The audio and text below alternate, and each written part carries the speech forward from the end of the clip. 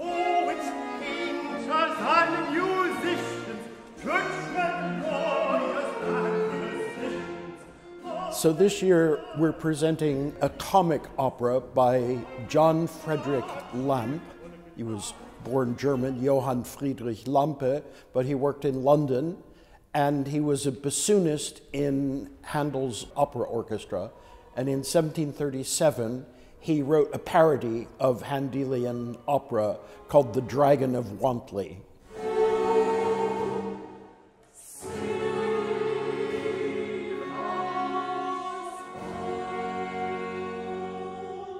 Well, The Dragon of Wantley is a comedy, and it's a satire of opera at the time.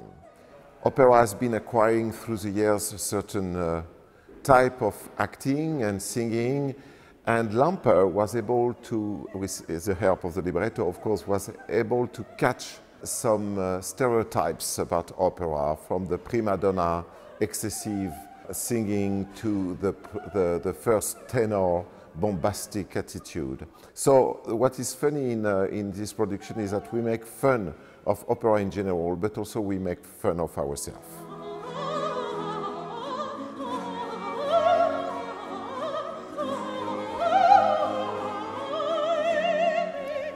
BEMF is always known for doing operas that no one has done before, or no one has done in America or recently. So it's always a pleasure to be bringing these things to life. But this one in particular, it's been kind of on our radar for a long time.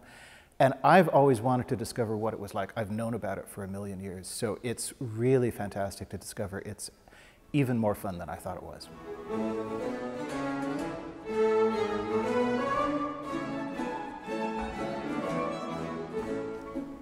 We talked about doing Dragon of Wantley 1 year ago.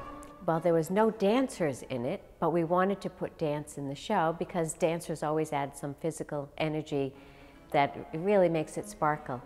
And so we thought 2 would be good, maybe a man and a woman, maybe a tall person and a small person, because there's comedy right there. I immediately knew which 2 dancers I wanted, Julian and Cécile, because, well, all of our dancers are good actors, but they are especially good at comedy.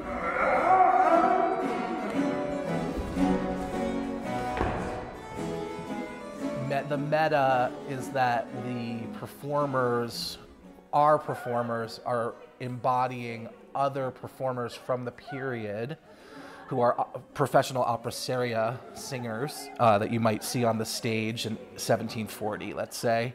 And all of that pompousness and the rivalries and the sort of upstaging of those moments. So the costumes sort of add to that element of, like, you know, whose sleeves are bigger, whose skirt has more of a turn.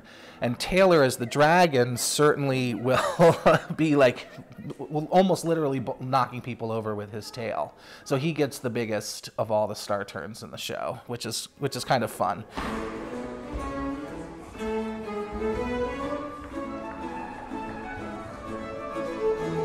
It's our very best cast ever, I would say. It's our trusted artists who know exactly what our house style is, getting to make fun of themselves and the house style, as well as making fun of the old stars of Italian opera. So it's kind of like got all the ingredients that we can have fun with. So I think the audience will too.